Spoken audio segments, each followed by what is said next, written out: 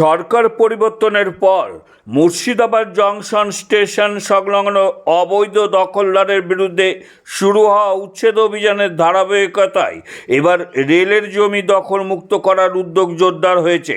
মুর্শিদাবাদের কাশিমবাজার স্টেশনের পর এবার একই চিত্র দেখা গেল মুর্শিদাবাদ জংশন রেলওয়ে স্টেশন সংলগ্ন এলাকায়। রেল কর্তৃপক্ষ স্টেশন চত্বরের ভেতরে দীর্ঘদিন ধরে গড়ে ওঠা একাধিক অবৈধ দোকান সরিয়ে দেয়। আগাম নোটিশ দেওয়ার পরই এই উচ্ছেদ অভিযান চালানো হয় বলে জানা গেছে। শুধু স্টেশন চত্বরেই নয়, 140 নম্বর রেলগেট সংলগ্ন এলাকাতেও রেলের জমির উপর নির্মিত বেশ কয়েকটি বাড়ি ও দোকান ভাঙার কাজ শুরু হয়েছে। স্থানীয় সূত্রে জানা যায়, বহু বছর ধরে কিছু মানুষ রেলের জমি দখল করে সেখানে ব্যবসা ও বসবাস করে আসছিলেন। রেল কর্তৃপক্ষ সেই জমি পুনরুদ্ধার করতেই এই পদক্ষেপ গ্রহণ করা হয়েছে। এই উচ্ছেদ অভিযানকে ঘিরে এলাকায় মিশ্র প্রতিক্রিয়া লক্ষ্য করা যায়।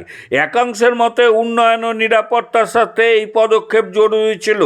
অন্যদিকে ক্ষতিগ্রস্তদের একাংশের দাবি, তারা 20 বছরের বেশি সময় ধরে সেখানে বসবাস করছেন এবং নিজেদের মতো করে সংসার করে তুলেছেন। হঠাৎ উচ্ছেদের ফলে তারা বিপাকে পড়েছেন। উচ্ছেদ হওয়া বাসিন্দারা রেল কর্তৃপক্ষের কাছে পুনর্বাসনের দাবি জানিয়েছেন। তবে এই বিষয়ে রেলের তরফে কোনো নির্দিষ্ট প্রতিশ্রুতি মেলেনি। ফলে উন্নয়নের পথে জমি দখলমুক্ত করার উদ্যোগ যেমন জোর পাচ্ছে, তেমনি পুনর্বাসনের প্রশ্নও সামনে চলে আসছে নতুন করে। প্রবাহ সংবাদ, লালবাগ থেকে শঙ্কর ঘোষের এই রিপোর্ট।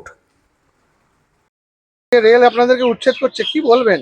আমরা 20 বছর ধরে আছি, ধরেন 20 বছর ধরে আছি, কিন্তু আমাদেরকে যদি আরো 1 সপ্তাহ কি 4 দিন সময় দিত তাহলে আরো তো আমাদের ভালো হতো। মানে জিনিসপত্রগুলো সরিয়ে নিতে পারতাম। আমরা নিজেরাই তো ভেঙে নিচ্ছি। আমাদের কত কষ্ট করে জিনিস বানানো হয়েছে, এগুলো কি ঠিক হচ্ছে সরকারের? রেলের কাছে কি চাইছেন? রেলের কাছে চাইছি যে আমাদের যত কিছু ক্ষতিপূরণ হবে সেগুলো যেন আমাদেরকে দেয়। হ্যাঁ, যেন থাকার অন্য কিছু যেন ব্যবস্থা করে দেয়। আপনার নাম? আমার নাম হচ্ছে সাইরা খাতুন। দপ্তরের কর্মী।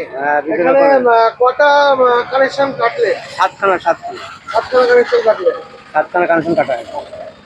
আচ্ছা, তো 7খানায় দোকান ছিল এখানে? হ্যাঁ, 7খানা বাড়ি ছিল, 2খানা আর 5খানা দোকান।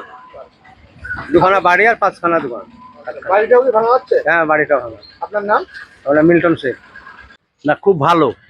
তার কারণ উন্নয়নের কাজ হোক, কারণ রাস্তার কোলে যাওয়া অবস্থা, টুকটুক যা চলছে, রাস্তাঘাটে যানবাহন যা চলছে, একটা এমার্জেন্সি যদি রুগী নিয়ে যাওয়ার সত্যিকারের যে নিয়ে যাবে তাড়াতাড়ি সে টাইম পায় না।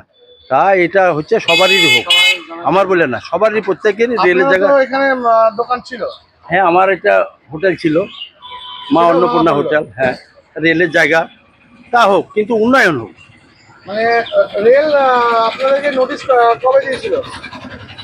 2 দিন আগে, ঈদের আগা দিন। কদিন টাইম দিয়েছে? আমাদের টাইম দিয়েছিল 3 দিন।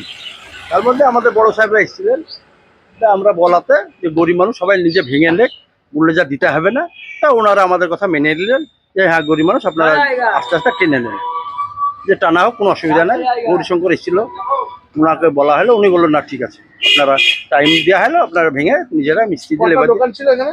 এখানে 5খানা ছিল। আপনার নাম? আমার নাম বিধান সিংহরা ওরফে কালু সিং।